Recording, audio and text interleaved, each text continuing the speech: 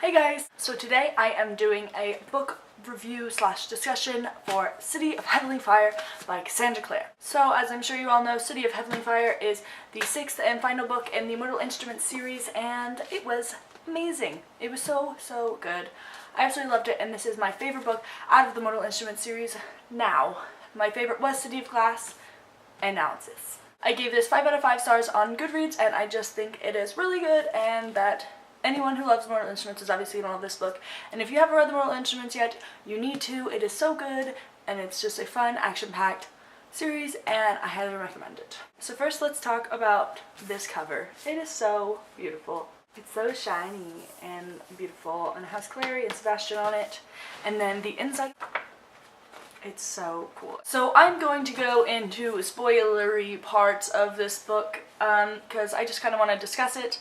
And so if you haven't read it, don't watch past this point, because I'm talking about things that happen. So I kind of wrote down things while I was reading in this, but I would read it, and then after a while I would start writing stuff down, because I had meant to write it down like right after I'd read something, but I would just continue reading. So I tried to put it in order of happenings, but I don't know. But what I do know that came first is the prologue. In the prologue, we were introduced to Emma and Julian, and I thought that was really cool because I'm very excited for TDA. You know, Sebastian comes in and turns their dad and takes the brother and everything, and I really like Emma and Julian as characters. I just think that they're really cool, and I liked how we were introduced to them, and I really love Emma especially, and I liked how we saw so much of them throughout the book in general. I just really liked them. And then after that, pretty much just everyone is evacuated and goes to Idris because, you know, Sebastian's evil. And Simon stays behind, and then he is taken by Maureen, which I was like, what? I hate her. She's so crazy. She's literally insane. Like she was so weird with him, and oh my god, had him locked up and stuff. But then Raphael takes him and brings him back to Idris to be with everyone, which I thought was kind of weird because Raphael does not like Simon. But I guess I don't know. It was just weird at first, but you know. And then before that, Jordan dies, which is sad, but honestly, it wasn't that sad because I didn't really care that much. But it was sad. I feel horrible. And then we just have a bunch of stuff in Idris, and then Sebastian comes to Idris and is in Clary's room, and he is so creepy and weird and thinks that he owns her. And he's literally so creepy, and I was just like the whole time, like, he's just really creeps me out. He's so weird. And then the Heavenly Fire killed Jem's disease thing, and I pretty much knew that was gonna happen. Like, that's what I thought was going to happen, but I was so excited and happy that it happened because, I don't know, it's just really cool. And then Jem doesn't have to be a silent brother anymore. And like, we heard a lot about Will, and it made me want to die. And then Magnus and Raphael and Luke and Jocelyn are taken when they go to the Seelie Queen, and I was freaking out because no, you can't take them. And I was like, don't go with them. They're not on your side. And then Maureen dies. I was so happy. Literally, she is freaking crazy, and I thought that the way that it happened was really cool when Maya had her drink from her and had holy water in her veins, and I just thought that was really cool. And I like that it was in that Toys R Us, because I've been there, and I was like, oh yeah, now every time I go there, I'm just gonna think of that. Then we have Clary, Jace, Simon, and Isabel pretty much go to hell, or Edom, whatever. They go to a scary place. And I liked seeing their visions when they came in. I thought that was really cool, how it pretty much showed them what they wanted, but in like a twisted and distorted way. I just thought that was really cool, and I liked that a lot. When it didn't show Jason, what did he see?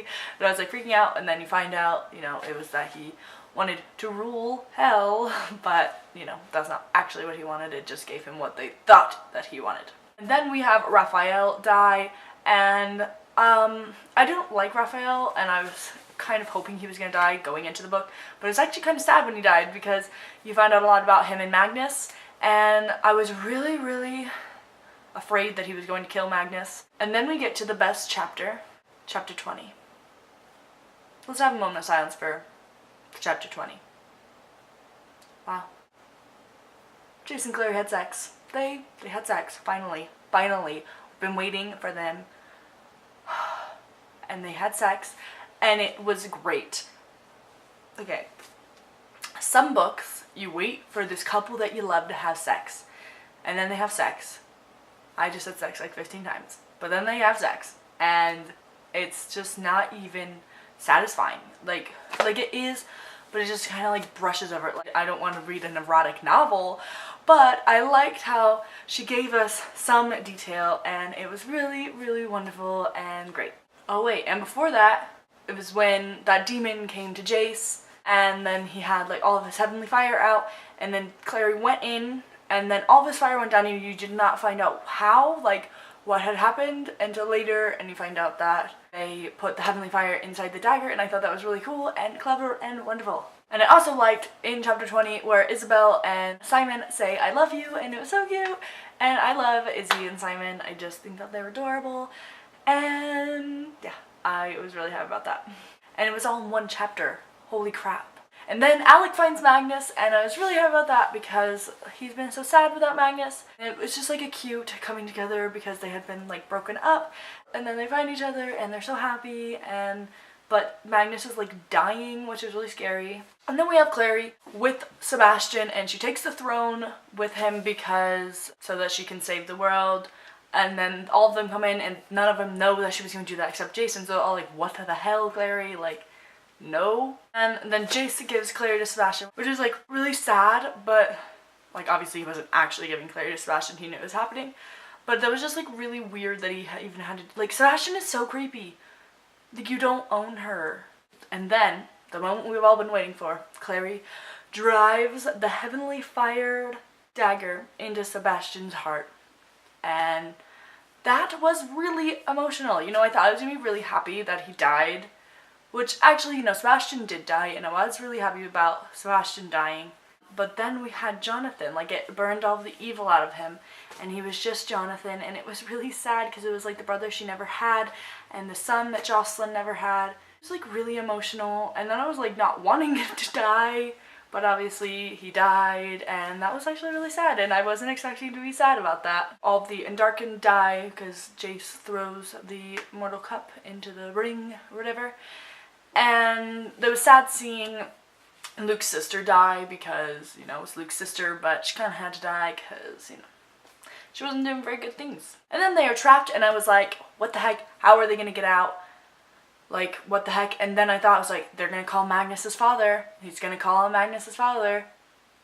And Magnus called on his father. And I thought that was really cool because everyone got to see who Magnus's dad was, especially like Alec. And then his father sends Jocelyn and Luke back, but then says that he needs something in return for them, and he wants to take Magnus's immortality. And I was like, oh yeah, like that'll be great because then they can be together. But if he takes his immortality, all of his aging will catch up to him, and then he'll die. And I was like, no, no, no, no, no, no, no.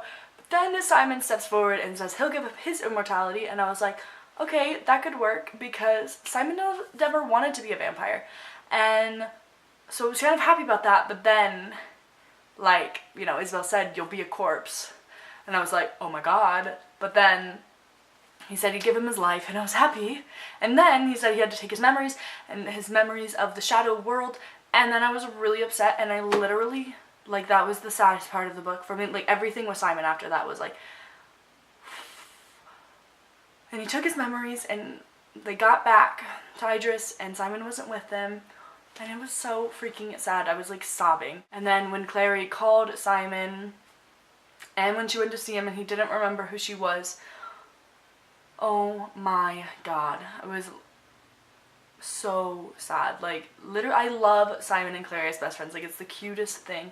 I just absolutely adore them, and it was so sad. Then they got the flyer for Simon's band, and they were called the Mortal Instruments, and I had thought, you know, in this book somewhere Simon is gonna have his band be called the Mortal Instruments, and it happened, and I was really happy.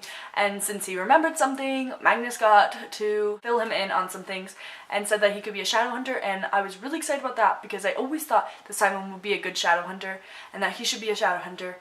So yeah. Then we had Luke and Jocelyn's wedding, which was so exciting because we've been waiting for so long for this, and it just seemed so pretty and so cute, and I was just really happy that they were getting married. And then Simon is there. how could you even make the wedding better? Because Simon is there. That's how you make it better.